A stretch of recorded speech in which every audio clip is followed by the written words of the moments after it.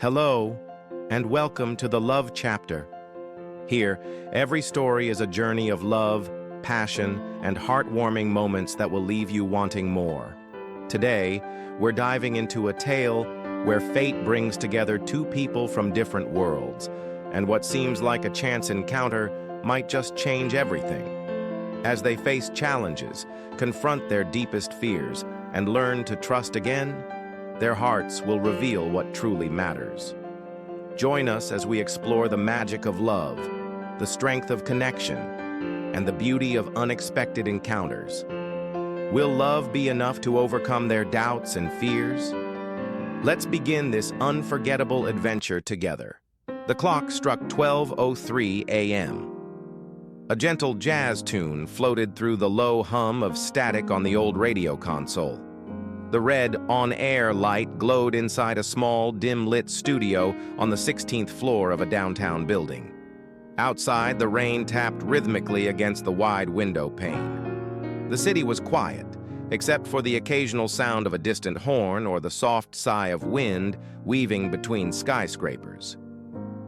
"And that was Billie Holiday with I'll Be Seeing You," said the soft, velvety voice of Mara Lane, host of The Midnight Line, a quiet corner of the FM dial reserved for insomniacs, night shift workers, and lonely souls. Mara leaned forward, pressing the button to switch her mic off. She let out a small sigh and took a sip from her chipped coffee mug, its faded words reading, "Trust the timing of your life." Her eyes scanned the phone lines. All dark. Again. It had been 3 weeks since anyone had called in. After the station's ownership changed hands, management had forgotten about her little show. It was a relic, kept only because some old-timers in the city claimed her voice helped them sleep. Mara didn't mind. She preferred the quiet. The world felt more honest after midnight. She turned the mic back on. "If you're out there, if you're listening," she said gently, her voice like a lullaby, "this is your space. No judgment. No pressure, just one voice to another. Lines are open." She paused. Silence. Then, a click. Line 2 lit up. Mara blinked. "Well, hello there." Static. Then, a voice, deep, calm, a little raspy, like someone who hadn't spoken much lately. "I didn't think anyone would pick up." Mara smiled, surprised by the warmth that fluttered through her chest. "You called?" I answered. "That's how it works," she said. "What should I call you?" The voice paused. "You can call me Jack." She typed the name slowly into the console log, though it wasn't required. Something told her this one was worth remembering. "All right, Jack. What made you pick up the phone tonight?" Another long pause. Then, "I couldn't sleep. Thought maybe hearing a stranger's voice would help." There was a quiet vulnerability in those words. Mara's voice softened even more. "Well, Jack, you found the right frequency." For the next 20 minutes, they talked. About nothing and everything. He told her he liked night drives and hated elevators. He said he used to write but hadn't in a long time.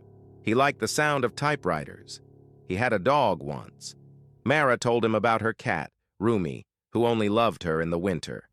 She spoke of books, of growing up in small towns, of the way silence could feel heavier than noise. He never said where he was calling from. She didn't ask. That was the unspoken rule of the Midnight Line. Before he hung up, there was a pause. "I don't usually do this," he said. "Neither do I," Mara replied. Click. He was gone. She stared at the console for a long time, then whispered into the mic, "Good night, Jack, wherever you are." The next night, he called again. "Couldn't sleep," he said simply. "Lucky me," she smiled, settling into her chair. It became routine, always after midnight, always just Jack. They didn't talk about the present too much. It was easier to stay in memories, in what-ifs. They played word games, quoted poetry. She once dared him to sing a line from his favorite song. He did, off-key, laughing through it. He had a beautiful laugh. Mara didn't realize how much she missed hearing one. 2 weeks passed. Her producer, a 20-something intern named Devin, finally noticed. "Hey," he said one night, eyes on the call log. "That same guy's been calling a lot. Friend of yours?" Mara just smiled. Something like that, but she knew better. Jack wasn't just a caller. He was becoming a presence, a habit, a lifeline, and yet she didn't even know his real name. Then came the night it changed. She was sipping tea, waiting for the clock to strike 12, but the phone didn't ring. 12:20. Nothing. 1 a.m. Still nothing. She tried not to care, but her voice trembled when she went live. "If you're out there," she whispered, "I'm still here." The next night, he called. "I'm sorry," he said, voice rougher than usual. "I almost didn't." She felt something tighten in her chest. "What happened?" "I can't tell you everything. Just that something caught up with me. Something I thought I left behind." He went quiet. "I won't ask," Mara said, even though she wanted to. Desperately. "You should." "I won't," she said again. Jack's voice cracked just slightly. "That's why I keep calling you." Another long pause. He added softly, "Do you believe two people can really know each other without ever meeting?" She closed her eyes.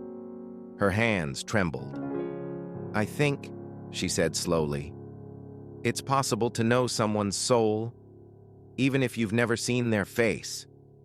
Jack exhaled like he'd been holding something in for years. "I want to keep talking to you," he said. Mara whispered, "Then don't stop." The clock on the wall struck midnight with a soft, muffled click. Elena didn't jump. By now, she had come to expect it. Her fingers hovered over her phone as if the device itself anticipated the call. It came right on time, as always. Ring. One ring. She picked up. "Elena," the voice said, calm, measured and low, like velvet brushing across skin. "Still awake?" She leaned back into the worn cushions of her couch, tucking her legs beneath her. "You always ask that like there's a chance I'd be asleep. You might surprise me one day." "Don't count on it." There was a short silence between them. Not the awkward kind, but the kind that crackled with something deeper, unspoken, electric. He never said his name, never asked where she was, and Elena didn't push. It was an unspoken rule. Midnight conversations were sacred, safe, a world unto themselves. "You sound tired tonight," she said gently. "I had a long day." A pause. She waited. He never offered details unless she asked, and even then, they came wrapped in riddles. "What kind of day?" she ventured. He hesitated. "The kind where everyone wants something from you, and no one actually sees you." That hit her harder than she expected. She pressed her phone closer to her ear, as if the extra inches might bring her closer to him, whoever he really was. "I see you," she whispered. He let out a breath. It wasn't quite a sigh, more like a release, a tension unspooled. "That's why I call." Earlier that day, Elena had sat in her tiny studio apartment, hunched over her laptop, trying to make sense of a job offer that didn't feel real. A publishing house in New York, an assistant editor position. Her dream, on paper. But something about it made her skin crawl. Maybe it was the way the interviewer kept mentioning how cutthroat the team was, or how she'd need to be willing to sacrifice her evenings. Or maybe it was that, deep down, she didn't want that life anymore. She wanted something else, something real, like these calls. She hadn't told anyone about him, not her sister, not her best friend, especially not her ex, who still thought they were on a break, despite Elena's very clear text messages that they were absolutely not. No, these calls were hers. Midnight was hers and his. "I walked through Central Park tonight," he said, his voice breaking her thoughts. Elena smiled. "You did?" Yeah, around 11. Hardly anyone there. Just me and a few joggers who take life far too seriously. Sounds peaceful. It was. Cold, though. The kind of cold that makes you remember you're alive. She liked how he talked, not the words. Those were simple enough. But the weight behind them. The way he said them like they mattered, like she mattered. "Did you think of me?" she asked, immediately regretting the question. He didn't answer right away. When he did, his voice dropped, softer than ever. "I always do." Her breath caught. She felt that answer in her chest, in the part of her that had grown numb in recent years. "I thought about you too," she admitted. He exhaled. "That's good. It makes the silence feel less lonely." They spoke for an hour that night, about everything and nothing. He told her about an old jazz record he found in a dusty shop. She told him about the pigeon that had dive-bombed her coffee that morning. He laughed. She laughed. Then there were quieter moments. Talk of family, of childhood dreams, of people they once were. And still, no names, no addresses, just time and truth. As the call wound down, Elena leaned her head against the window pane, watching the city lights flicker in the distance. "Will you call tomorrow?" she asked. A pause. "I will if you'll answer." "I always do." "Good night, Elena." "Good night, mystery man." She smiled as the line went dead. After the call, she couldn't sleep. She got up, poured herself a glass of wine, and sat back down at her laptop. Her inbox blinked with unread emails, one of which held her job contract. She hovered over it, then closed the tab. Instead, she opened a blank document and wrote, "What if the most real connection you've ever felt is with someone you've never seen?" She stared at the sentence, then added another. "Would you chase the voice, even if you didn't know where it led?" Meanwhile, across the city, or perhaps not even in the city at all, a man set his phone down and stared at the screen. Her voice still echoed in his mind. Elena. It was getting harder not to tell her. He walked to the window, pulling aside the heavy curtain. Below, the city pulsed. Lights, movement, noise, everything he was supposed to love, everything he used to love. But it felt like a gilded cage now. The longer their conversations lasted, the more the lie pressed in on him. She didn't know who he was, what he was. He wasn't just some insomniac with a smooth voice. He was number not tonight, not yet. He touched his phone, scrolling through his call history, lingering on her name. He was falling, and soon she'd have to know. The days began to shift around the calls.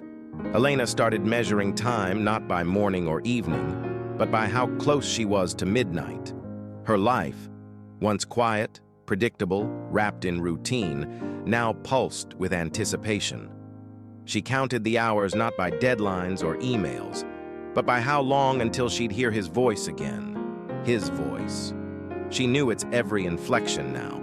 When he was tired, the edge of gravel softened into something slow and slurred. When he laughed, really laughed, there was a catch in it, like he wasn't used to doing it often. And when he was holding something back, his pauses became longer than his sentences. She could read his silences better than she could read most people's words. And yet, she knew nothing about him. Not his name, not his face, not where he lived, not what he did, not why he called her of all people. That hadn't bothered her before. But now, it did. It started with a conversation that wasn't like the others. He sounded distant, not just in the physical sense, emotionally unreachable, like he was behind glass. She tried to ignore it, to pull him into lighter topics, but it didn't work. "I walked past the river tonight," he said. "Saw someone feeding stray cats." "You like cats?" "I like the way they never ask for anything. They take what they want and leave when they're done. They don't pretend." She laughed nervously. "Well, that's charmingly cynical.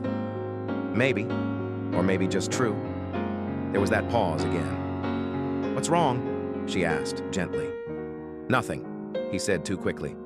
"Just a lot on my mind. You want to talk about it?" A longer silence. "No."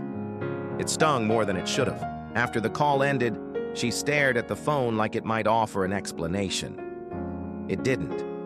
Just the same number, untraceable. No contact name, no message history beyond the voice. She opened her laptop. This was a mistake. She typed in everything she knew.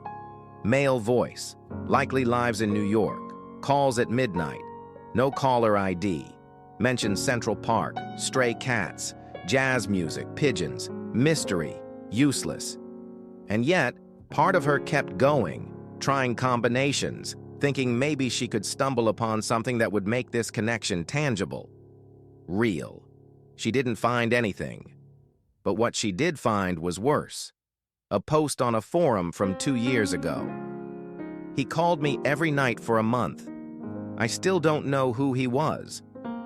One day the calls just stopped." There were replies, some saying it was probably a scam, others guessing it was a prank or a stalker or some kind of bizarre performance art. But a few were like hers. "I talked to someone too. Every night. It felt real. He knew things about me no one else did. I think I fell in love with a voice." Elena's stomach dropped. What if this wasn't just between them? What if he wasn't just hers? The next night, she didn't answer on the first ring. She waited. 1 ring, 2. She picked up. "Elena," he said, voice low, careful. "You always say my name first," she said. There was a smile in his voice. "It reminds me you're real." She wanted to scream.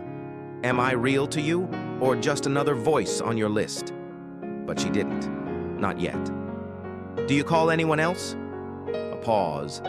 Not a long one, but long enough. "No." She wanted to believe him. God, she needed to believe him. But something in his tone, that strange stillness, made her stomach twist. "Because I found something," she said slowly. "Online. People who say they've had calls like this. From someone like you." He didn't answer right away. "Elena," he began, then stopped. "That wasn't you?" she asked. "I don't know what you read." "You don't deny it." Silence again. She hated that silence tonight. "I can't explain everything," he said finally. "Not yet." "Then what can you tell me? Anything real, please."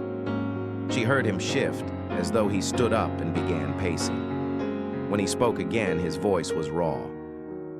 "I didn't mean for this to happen. I didn't expect you." "What do you mean?" "I've done this before, yes, a few times. But not like this. Not with someone who made me feel like I didn't want to stop." "Why do you do it?" Another pause. A long one this time. "Because it's the only time I feel like myself." Her throat tightened. He continued. "When I talk to you, I'm not who the world sees. I'm not the name, or the job, or the money, or the mask. I'm just a voice, a man, and you're the only person who hears me that way." Tears pricked the corners of her eyes. "Elena," he whispered, "I want to tell you everything. I'm scared you won't like the truth." She breathed out slowly. "Try me." He didn't tell her that night. Not everything. But something cracked open. He told her about loneliness, about pressure, about waking up every day with the weight of expectations on his chest. He didn't say it directly, but she began to piece things together.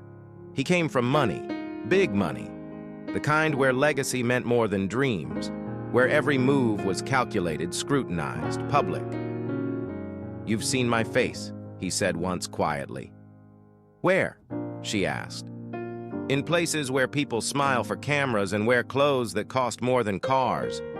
Her breath caught. "A celebrity?" she asked. "Number worse," he said. "A name. One of those names." She didn't press. Not yet. But she started listening to him differently after that, listening between the words, and he in turn started opening up more, in small ways. He told her about the night he almost left everything behind, the one suitcase he packed, the train ticket he didn't use. "How close were you?" she asked. "1 foot out the door," he said. "And the other? Still shackled to a last name?" By the end of that week, Elena was dreaming about him. Not in the abstract way she used to, not just the voice. Now, her mind filled in the blanks. Eyes like storm clouds, a mouth that hesitated before smiling, hands that looked unsure of what they were allowed to hold. It wasn't healthy, she knew, but it wasn't just fantasy anymore. It was real. Real enough that it could break her or save her. The next call didn't come at midnight. It came earlier, 11:17 p.m., catching Elena off guard as she brushed her teeth, her face half lit by the warm glow of her bathroom mirror. She froze, heart racing, foam on her lips. She spat into the sink, wiped her face, and snatched up the phone like it might vanish. "Hello?" No breath, no voice, just the soft hum of an open line. "Elena." His voice finally came, but it wasn't steady. It trembled. "I'm here," she whispered. "Are you okay?" A pause. "I need to see you." Her fingers clenched around the phone. The words she'd been waiting to hear, or fearing, were finally spoken. "I mean it," he said. "This voice thing, it's been, I don't know, perfect, dangerous, everything, but I can't keep hiding." She sank to the bathroom floor, her back against the cabinet. "Then why now?" she asked. "Because if I wait any longer, I'll talk myself out of it. I always do." That silence returned, but this time it felt like something sacred. "Tomorrow," he said. "Tomorrow," she echoed. The next morning, Elena was different. She stared at herself in the mirror longer than usual, analyzing every pore, every shadow beneath her eyes. It wasn't vanity, it was nerves. For the first time in weeks, she wasn't preparing for a voice, she was preparing for a man. But what kind of man? Her mind tried to conjure him, building from fragments he'd let slip. Wealth, power, expectations, a name, someone familiar to the world, but unknown in the ways that mattered most. She chose a soft cream dress and a denim jacket, casual but open. Not trying too hard, not hiding. Hair in loose waves, light makeup. She debated heels, then threw them back in the closet. Too formal. Sneakers. She needed to feel like herself, not someone playing dress-up for a stranger. They agreed on a place she loved, the quiet cafe near the waterfront. She hadn't even told him about it, but when he suggested it, her heart nearly stopped. "I passed by once," he said, "and thought it looked like the kind of place you'd sit with a book." He wasn't wrong. The next morning, Elena was different. She stared at herself in the mirror longer than usual, analyzing every pore, every shadow beneath her eyes. It wasn't vanity, it was nerves. For the first time in weeks, she wasn't preparing for a voice, she was preparing for a man. But what kind of man? Her mind tried to conjure him, building from fragments he'd let slip. Wealth, power, expectations, a name, someone familiar to the world, but unknown in the ways that mattered most. She chose a soft cream dress and a denim jacket, casual but open. Not trying too hard, not hiding. Hair in loose waves, light makeup. She debated heels, then threw them back in the closet. Too formal. Sneakers. She needed to feel like herself, not someone playing dress-up for a stranger. They agreed on a place she loved, the quiet cafe near the waterfront. She hadn't even told him about it, but when he suggested it, her heart nearly stopped. "I passed by once," he said, "and thought it looked like the kind of place you'd sit with a book." He wasn't wrong. She arrived 15 minutes early, ordered a tea, sat at a small table by the window. Her fingers toyed with the sleeve of her cup as the street buzzed with late morning energy. She scanned the sidewalk every 30 seconds, looking for signs. A tall figure, a face she might recognize, or maybe just the feeling that he had arrived. 12:02 p.m. He was late, or maybe she was early. A man walked by the window wearing sunglasses and a suit, talking on a Bluetooth headset. Her heart leapt, then fell. Not him, another man. Tall, dark hair, black turtleneck, coffee in hand. Not him either. Then the door opened. A rush of air, sunlight behind a figure that paused at the threshold. She looked up and froze. It wasn't that he was handsome, though he was. It wasn't that he had the kind of presence that turned heads, though people did look. It was the way his eyes searched the room, not for attention, but for one thing, her. Their eyes met. Time collapsed. He smiled, slow, uncertain, hopeful. "Elena?" She stood. "Hi." They stared for a moment. Neither spoke. He laughed under his breath. "You're real. So are you," she said, her voice barely above a whisper. They didn't sit right away. They just stood like neither of them could move without breaking the spell. Then finally, they sat. "I wasn't sure you'd come," she said, fingers wrapped tightly around her cup. "I wasn't sure I'd go through with it," he admitted, "even standing at the door. I almost turned back." "I'm glad you didn't." He looked down at his hands, then back at her. "I owe you the truth." She nodded, her heart beating loud in her ears. "My name is Nathaniel Ashford."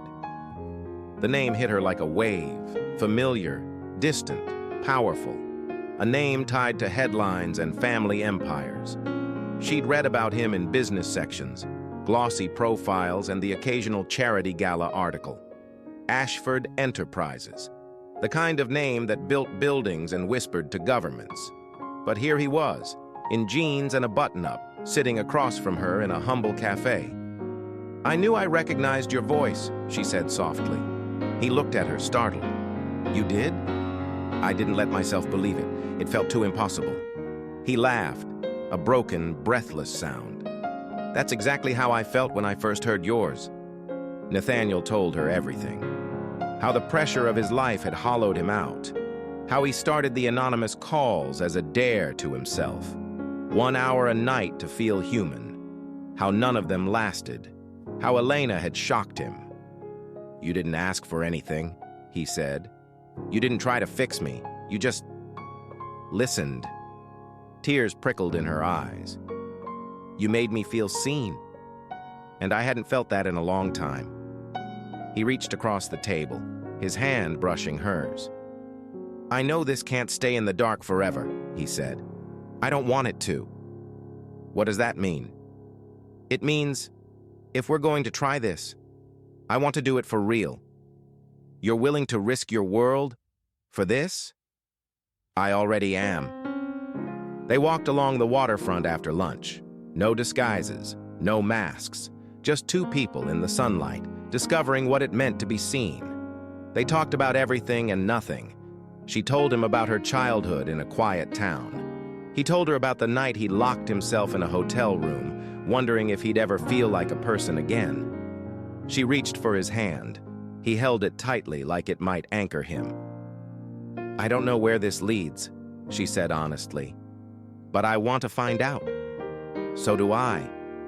They stopped at a small overlook. The city skyline stretched out before them like a story yet to be written. He turned to her. "Tomorrow. Same time?" She smiled. "Tomorrow." And that night, he didn't call. Because now, they didn't need a phone line to connect them. They had something better. Something real. The morning after their meeting felt like waking up in a different skin. Elena stood by her apartment window, coffee cooling in her hands, and watched the city come alive below. But it wasn't the same city. Or maybe it was. But she wasn't the same girl. She had met him.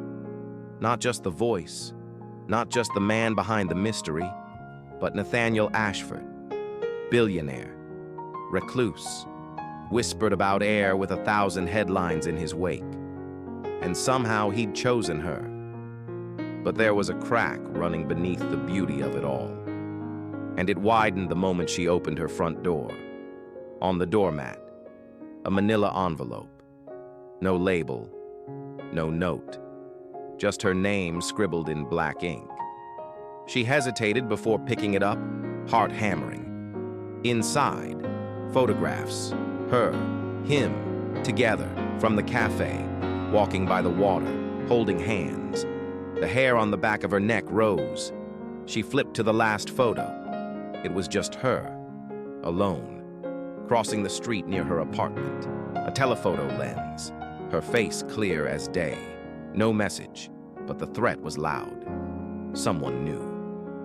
Nathaniel's voice was sharp when she called, not at her, at himself. I knew it would happen. I just didn't think it would be this fast. Do you think it's the press?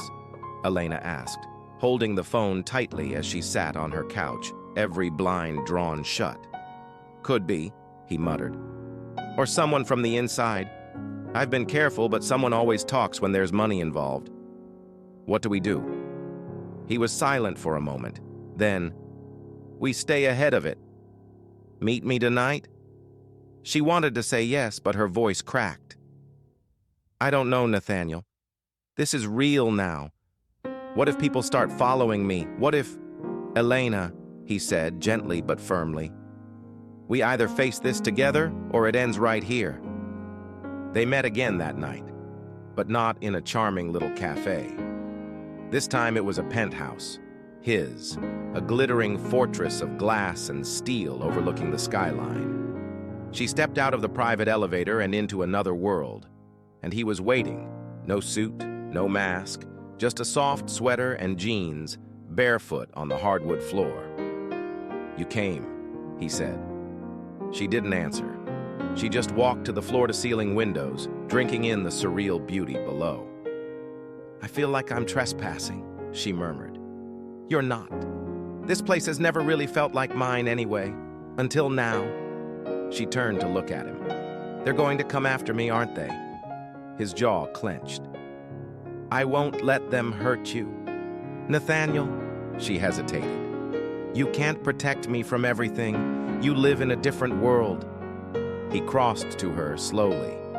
Then let me bring you into it. No lies, no secrets. She looked up into his eyes. Are you ready for them to know all of this? Not just your name, but your heart. He didn't blink. I've never been more ready. What followed was a war, tabloids, social media storms, rumors that clawed at truth like vultures. Elena M. Carter, Ashford's secret lover revealed. From bookstore to billionaire, Cinderella or con artist, paparazzi staked out her apartment. Customers stopped coming into the shop. Strangers whispered when she passed. Some stared in awe, others in suspicion. She stopped going out. Nathaniel offered to move her in, to hide her away, but she refused. If this is going to be real, I can't live in a box. So he showed up every evening at her place, sometimes with takeout, sometimes just his hands and his silence. They played old records, read quietly, spoke little, but everything was understood. One night, she broke the silence. Do you regret it? She asked. Letting me in? He looked at her, and something deep flickered in his gaze. Number, do you? She shook her head. Even if it ends tomorrow, I won't. But it didn't end, because something unexpected happened. People began to see her, not just as a name in a headline, but as a woman with strength, with grace. Her refusal to sell interviews, her silence in the face of chaos, her refusal to be anything but herself. She didn't play the game, and that made her unforgettable. One rainy Thursday, she returned to the bookstore to find a package waiting. No name, no address, just her initials. Inside, an old, rare edition of Wuthering Heights. Inside the front cover, a note, handwritten in black ink. For the woman who reminded me I had a soul. N.A. She closed the book and smiled, rain tapping at the windows. The world might be watching. But they didn't see the most important part. What had begun in silence was turning into something louder than any headline. Elena stood in the heart of a storm, and for the first time, she wasn't trying to run from it. The world had opinions, headlines, rumors. But those things felt like distant echoes when Nathaniel stood beside her. It was when he left, when silence returned, that the doubt crept in. That morning, she'd received another message. This one was different. No envelope, no photos, just a text. "You think he's telling you everything?" It came from an unknown number. And though she told herself it meant nothing, something in her gut twisted. Nathaniel had shared so much, his name, his history, his private life. But there were still shadows, moments when he'd stare out the window a little too long, moments when a call would come and he'd silence it, people she hadn't met, places he wouldn't talk about.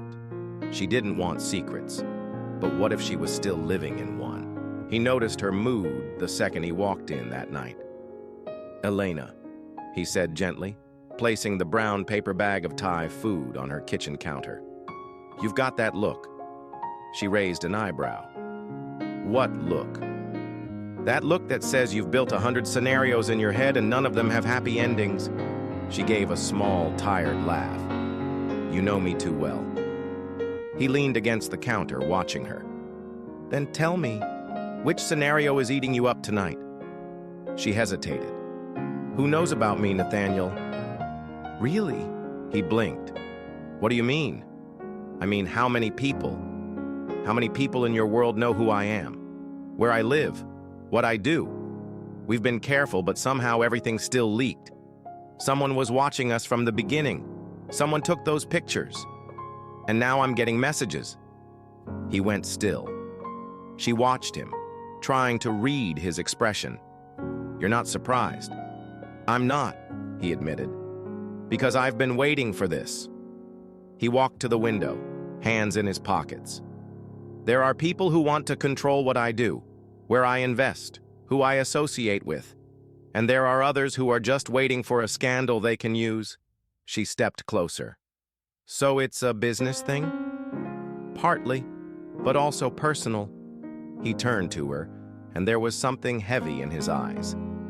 "My mother remarried after my father passed. Her husband, he's always wanted a piece of the company, and now, with the press breathing down our necks, he's pushing harder than ever. He thinks you're a weakness." Elena crossed her arms. "And are you afraid he's right?" "No," he said firmly. "I'm afraid you'll think I am." She looked away. "You've told me so much, Nathaniel, but it feels like there's still a room in your life I'm not allowed into." There was a long pause. Then he said softly, "Then come with me." She blinked. "What?" "Come with me. I'm leaving the city for a few days. I have to meet with the board, but afterward, there's a place I go when I need to think.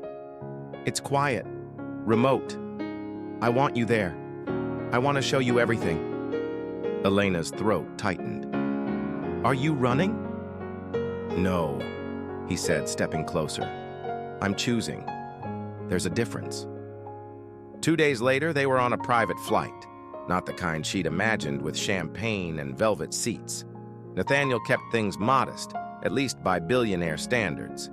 It was quiet, efficient, unassuming, much like him. He didn't talk much during the flight. She didn't press, but when they landed and she stepped out onto a sun-drenched runway surrounded by mountains and pines, her breath caught. "Where are we?" she asked. "Montana," he said, taking her hand. "I own a cabin out here. No one bothers us. No cell service, just sky." She smiled.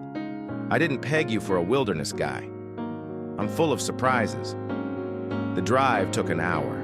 The last stretch was rough terrain, the road barely wide enough for the Jeep. But when they arrived, it was a different world.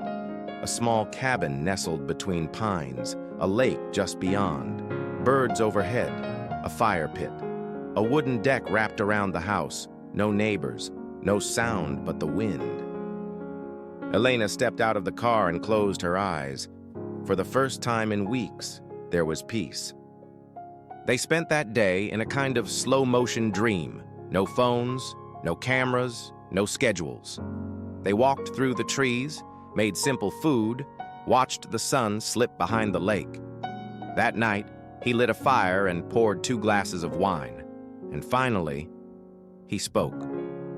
"When I was 15, he said, staring into the flames, I caught my father crying in his study. Elena looked over, surprised. He never cried. He was a fortress. But that night, he had a letter in his hand from a woman I didn't recognize, someone who'd loved him once, someone who left." He paused. "He told me something that stuck with me for years. He said, when you find a love worth keeping, don't waste time hiding it. The world will try to take it from you anyway, so don't give them the time." Nathaniel looked up at her. "I wasted time, Elena. I thought keeping you safe meant keeping you secret, but I was wrong. The only way we survive this is if we do it together." Elena reached across the space between them, took his hand. "I'm scared," she whispered. "But not of you." He smiled. "I'm scared too, but only because I can't lose you now." They didn't need more words. They just sat in the glow of the fire, hearts open. The next morning, they woke to the sound of tires on gravel. Nathaniel was on his feet in seconds, peering out the front window. Black SUVs, no logos, no visitors. Elena's stomach dropped. "You said no one comes out here." They shouldn't. But someone had. A knock at the door. Nathaniel opened it. A man stood there in a black coat, sunglasses, familiar posture. "Richard?" Nathaniel said coldly. "Didn't think you'd come all the way out here." "I go wherever the fire is," the man replied. "And right now, you're holding the match." His eyes flicked to Elena.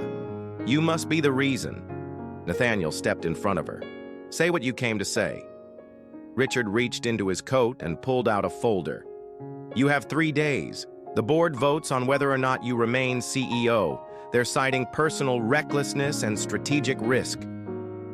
And you're here why? To offer a solution," Richard said smoothly. "Let her go. Quietly. Publicly. The press will lose interest, the board will regain confidence, and the company stays yours." Silence. Then Elena stepped forward, her voice calm but firm. "And if he doesn't? Then you'll both be publicly buried." Nathaniel didn't even flinch. "Then I guess you'd better bring a shovel." The door closed. Richard left, but the storm had already returned. Nathaniel sat down heavily, rubbing his face. "This is it. This is the edge." Elena knelt in front of him, took his hands. "You don't have to choose," she whispered. "Yes, I do," he said. "And I am." He met her eyes. "I'm not letting you go." Her heart swelled and cracked because she knew what that meant. By choosing her, he could lose everything, his company, his name, his legacy. And yet she felt chosen. Not protected, not hidden, chosen. They returned to the city the next day, straight into chaos, but they didn't hide. Nathaniel walked into the boardroom that week, Elena by his side. Cameras flashed, reporters screamed questions, but he didn't stop. He stood in front of a room full of suits and sharks and said 3 words, "She stays, period." It all happened in one day. Not a slow, drawn-out crash, not a long chain of consequences, just one short, explosive moment that changed everything. Nathan stood in the boardroom like he was on stage. Beyond the glass walls, flashes of cameras. At the long table, men and women in expensive suits. He was composed, calm, but his eyes betrayed the tension, and Elena stood beside him. Everyone watching understood. She was the reason, or as someone would put it, the wild card. But Nathan didn't let a single one of them doubt his choice. "I won't choose between you and the woman I love," he said calmly. "If that's the price to stay here, I walk." The room froze. Someone cleared their throat. Some exchanged glances, and some silently accepted defeat. He had just put everything on the line. That evening passed like a blur. The press went wild. Headlines varied from business empire at risk over love to billionaire chooses heart over fortune. But it didn't matter to Nathan. All that mattered was Elena. When they finally left the building together, it felt like they were stepping into a new chapter of their lives. The next morning, the consequences were already evident. Nathan's company was no longer his. His decisions had alienated allies, and some had already started to distance themselves from him. But the one thing that remained untouched was the connection between him and Elena. She didn't need the empire. She didn't need the wealth. She only needed him, and he needed her, more than anything. As they sat together, the quiet of the morning seemed to speak louder than anything else. They were no longer chasing the world's expectations. They were living for each other, free from the chains of old ambitions. Nathan reached across the table and took her hand. She looked at him, her eyes filled with warmth. "What now?" Elena asked, her voice a mix of curiosity and hope. Nathan smiled, a rare, genuine smile that had been a long time coming. "Now we write our own story," he said softly. "And this time, no one can take it away from us." The following weeks were a whirlwind of change. Nathan's departure from the corporate world was swift and decisive. But there was a strange sense of freedom in it, like they were finally free to live on their own terms. And for the first time in a long while, they didn't worry about the future. Together, they began to build something new, something not based on money or power, but on trust, love, and a shared vision of a life where they were equals. But not everyone was pleased with Nathan's decisions. There were those who still wanted him back in the fold, and there were whispers behind closed doors that he'd made a grave mistake. But none of that mattered, because in the end, love was the one thing no one could take from them. The dawn light filtered gently through sheer curtains, painting the small living room in soft gold. Elena stirred on the couch, wrapped in a thick blanket, the echo of last night's laughter still humming in her ears. Nathaniel was already awake, leaning over the vintage radio console they'd salvaged from an old station, carefully tuning dials and checking levels. "Morning, sunshine," he murmured, not looking up. The corners of his mouth lifted in a quiet smile. "Ready for our first live show?" Elena sat up, brushing hair from her face. They'd spent the last weeks transforming Nathaniel's old cabin into a makeshift studio. Wires hidden under rugs, lamps rigged for the perfect glow, a single red on-air light mounted above the doorframe. It wasn't the sleek corporate setup he once had. It felt honest, intimate, just like their relationship. She wrapped the blanket tighter. "I'm as ready as I'll ever be." She glanced at the wall clock. "Midnight is hours away. We have time." Nathaniel paused, running a hand through his hair. "I've arranged one more meeting today, with the board. I need to finalize my resignation." Elena's heart fluttered. "Are you sure you still want to do this? It's not too late to pull back." He met her eyes, resolute. "There's no going back. Not when I've finally found something real." He tapped a folder on the desk, official papers awaiting his signature. "Today, I close that chapter for good." She rose and joined him, placing a hand over his. "Then let's make today count. And tonight, we start our own frequency." He squeezed her hand gently. Beyond the midnight line. The board meeting was brief and awkward. Nathaniel walked in, surrounded by familiar faces, some allies, some rivals, each eyeing him with guarded curiosity. He signed the papers with a steady hand, then stood to address them. "I've made my decision," he said, voice calm but firm. "I resign as CEO, effective immediately. I've chosen a different path, one that allows me to listen, to create, and to love without compromise. I appreciate what this company has given me, but I cannot stay on a course that demands I sacrifice my heart." There was a stunned silence. Then slow, polite applause. No one shouted objections. They simply accepted that Nathaniel Ashford had become a different man. He nodded once, turned on his heel, and walked out, straight into the sunset glow of the city skyline. Elena was waiting in the lobby. He took her into his arms, and she felt the weight of the world lift from his shoulders. "I'm free," he whispered. "And so are we," she replied. That evening, they arrived back at the cabin, hands still entwined. The studio was dark, save for the single red bulb glowing above the door. They flipped the switch together, and the room came alive with soft lamplight, the gentle hum of electronics, and the promise of what was to come. Elena slid into the host's chair, heart fluttering. Nathaniel settled beside her, adjusting the microphone. Outside, there was a small gathering. Neighbors, friends who had traveled from the city, even a few brave reporters who had respected their request for privacy. They'd parked in a semicircle of folding chairs on the deck, facing the cabin door. The on-air light blinked. Elena took a breath. "Hello, you night owls and dreamers," she began, voice strong and clear. "Welcome to the very first episode of Beyond the Midnight Line. I'm Elena Lane." Nathaniel leaned forward, a reassuring presence at her side. "And I'm Nathaniel Ashford, though tonight you can call me Jack." A ripple of laughter went through the audience. "Jack," she grinned, "a name that started it all." They traded smiles. "At midnight," Elena continued, "we'll open the lines to anyone who needs a listening ear. Tonight, though, we wanted you, our first listeners, to share this moment with us, because every ending is just the beginning of another story." She glanced at Nathaniel, and he nodded. She flipped a switch. The projector flickered to life on the cabin wall, displaying a single line of text.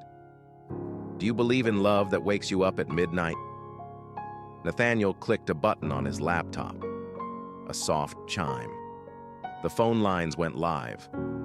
Elena leaned into the mic. "Who's out there?" A hesitant voice replied. "It's me, Sarah. I don't know if this will help, but I'm listening." Elena smiled. "You're exactly where you need to be, Sarah." Nathaniel whispered, "Good start." For the next hour, they spoke to strangers and friends alike. A nurse on the night shift, a student who couldn't sleep before exams, a widow trying to honor her late husband's memory. Elena guided the conversations with warmth. Nathaniel offered perspective, sometimes humor, sometimes gentle silence that said more than words. After the last caller hung up, Elena ended the show. She looked at Nathaniel, her heart full. "We did it." He exhaled, relief shining in his eyes. Together. They stepped outside onto the deck, where the audience rose to applaud. Fireflies danced in the night air. The lake shimmered in the distance. They stood hand in hand, surrounded by those who believed in their new venture. Elena laughed softly. "We're not in New York anymore." Nathaniel pulled her close. "But this feels more alive." Weeks turned into months. Beyond the Midnight Line grew quietly, word of mouth spreading through online communities, night shift workers and insomniacs searching for solace. They added a live video stream. They invited guest storytellers. They collected listener letters and read them on air. Nathaniel set up a small scholarship fund for aspiring broadcasters. Elena visited local schools to teach writing workshops. Their life was far from easy. Old corporate entanglements flared now and then. Critics mocked the millionaire radio show. But the backlash only solidified their bond. They faced each challenge together, anchored by the same promise he made in the Montana cabin, to stand by each other, no matter what. One spring night, exactly a year after their first midnight call, Elena sat behind the microphone alone. Nathaniel had stepped away to take a quick break, and she used the moment to reflect. The clock read 12 a.m. She looked at the empty line log on her console. No incoming calls tonight. She tapped her fingers, expecting the familiar tick of a new ring. Nothing. Then, on impulse, she dialed the line herself. "Jack?" She whispered into the receiver, voice soft with nostalgia. Seconds passed, then static, then, "Elena?" His voice, just as she remembered it, calm, measured, warm. She pressed the mic closer. "I thought I'd try answering myself tonight." He chuckled. "I was wondering when you'd call back." She laughed, tears in her eyes. "It still feels like magic." He paused. "It's more than magic, it's our story." She smiled. "Yes, our story." When he returned, she handed him the phone. "Your call." He took it, pressing it to his ear. "Hello, Jack speaking." They leaned across the console, their foreheads touching as they shared a laugh. Elena reached out, flicked off the on-air light, and whispered, "Good night, Jack." "Good night, Elena," he replied. They stood together in darkness, hearts attuned to a frequency only they could hear. And for the first time, midnight meant coming home. The end. Thank you so much for spending time with us on this journey. We hope this story touched your heart and reminded you of the incredible power love holds, even in the most unexpected places. If you loved this chapter, make sure to give it a thumbs up and share it with someone who might need a little bit of magic in their life today. We'd love to hear your thoughts, so drop a comment below and tell us what you think. Your feedback means the world to us. Don't forget to subscribe to The Love Chapter and hit the notification bell so you're always the first to know when our next story goes live. With new chapters coming every week, you won't want to miss a single moment of love, drama, and excitement. Until next time, keep dreaming, keep loving, and remember, true love is always worth the wait.